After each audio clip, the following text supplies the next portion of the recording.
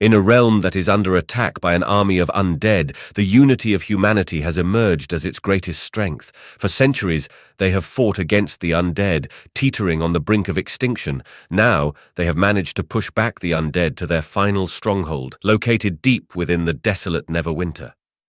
With their numbers dwindling and rumors of a necromancer's sinister plan to summon an ancient entity, humanity is facing its ultimate test. They are the last remaining protectors of these material planes. There is no longer an option for failure. "I will not say this twice, so listen up," the commander yelled, drawing the eyes of his men to him. He sighed and continued speaking in a more friendly tone. "As you've all probably heard by now, that graveyard thing has gained the knowledge to summon a demon of immense power." The man paused and looked around at his fellow men. "We are only about 1,000 strong, but we do not have more time to gather allies. We do have certain mercenaries. I welcome them. We are very certain that thing will summon that demon in 4 hours, when the moon aligns with his castle. We cannot, at any cost, allow him to conjure that being. Do you understand?" A loud synchronization of voices is heard at once. "Aye, sir," the commander spoke. "Good. We'll attack in 2 hours. Be armed and ready at your points." "Wow, tough guy, eh?" Johanna said mockingly while polishing her iron mace. "What do you expect from the guy? It's not like we have nothing to lose here," Aldo responded while looking over the blemishes of his wand. "Pfft. I've fought worse battles, and besides, have you seen those undead walk? I'd be surprised if they could catch up to me while I crawled," Johanna said mockingly. "Worse than this? Maybe in your dreams, but this is the real thing," Aldo said. "We're all on the same team here, guys," I said. "The battle is to be fought there." He pointed to the bastion, almost seeming to pull the sun down behind its back. "We shall not yield nor falter, but triumph." "Sure, Cap," Peter said, holding the cross on his necklace, after which the group burst out laughing, with Harold's low voice overwhelming everyone else's. After a while, the group walked to their places on the front line. "Brother," Aldo said, looking down. "Yes?" Harold replied. "I'm actually a bit scared." "No need, Aldo. If you see them coming too close, just conjure a shield and I'll bash them away. And after all, if you do, well, die. We can always revive you with just a bit of flesh. Not that that will happen, but I'm just saying, nothing to worry about. I've got your back," he said with a smile. "Me too," Johanna said with a big grin. Well, thanks, Johan," he said, feeling embarrassed. "Listen up!" the commander spoke again, cutting through the tension like a sword walking along the front line of troops. "This battle will not be forgotten. The sacrifices you make today will not be in vain. We will stand proud and have those sons of bitches pay for what they did. They messed with the wrong plane. Ready?"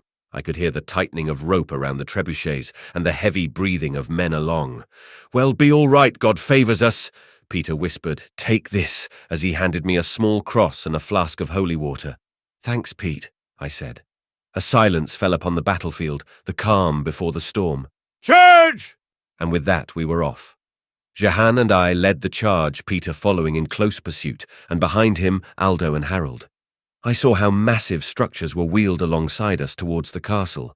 I was amazed by our firepower, but then, when our trebuchets shot their payload and headed for the castle, the projectiles halted mid-air, floating for a second, defying gravity itself, and then hurtled back at us with deadly accuracy, shattering our backlines, all our artillery down in one single move.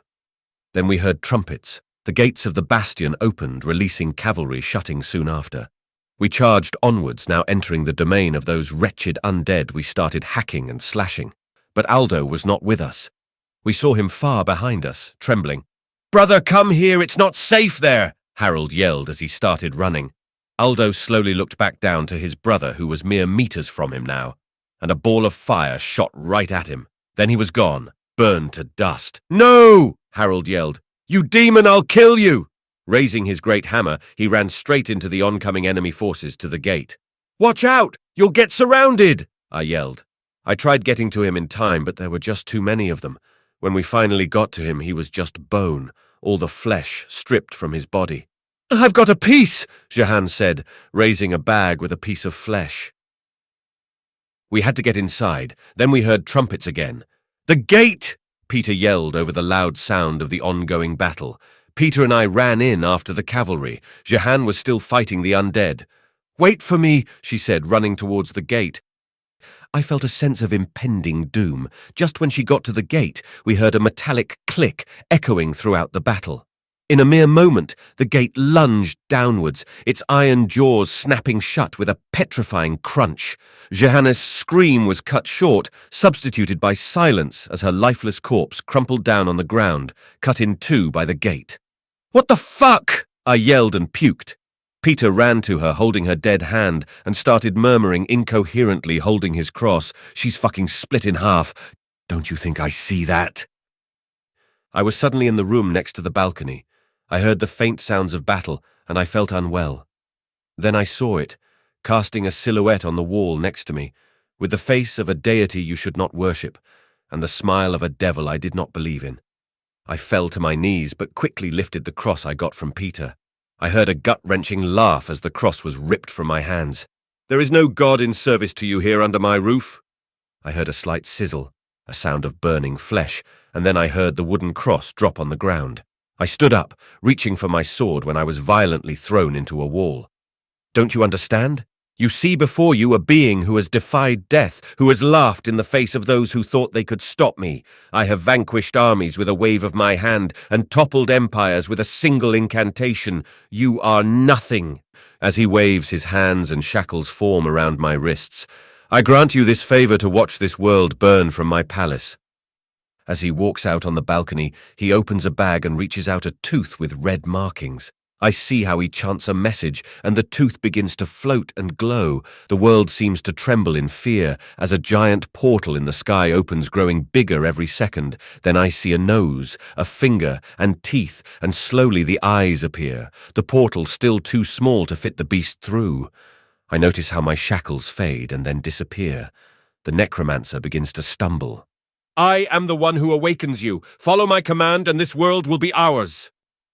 I fumble myself back on my feet, the portal now almost large enough to fit my head through. I use my shaking fingers to open the bottle of holy water and took a mouthful. I put my hand on the necromancer's shoulder, turned him around, and spat in its face. "Sizzle you!" as I pushed the necromancer of his balcony, hearing the screams of pain on his weakened body. As soon as I heard the dud of its body hitting the floor, the portal closed instantly, cutting the head of the dragon clean off, which then landed with a loud bash into the broken wasteland. The battlefield fell still as the ghouls turned into dust. Then I heard the loudest sound I've ever heard, the sound of triumph.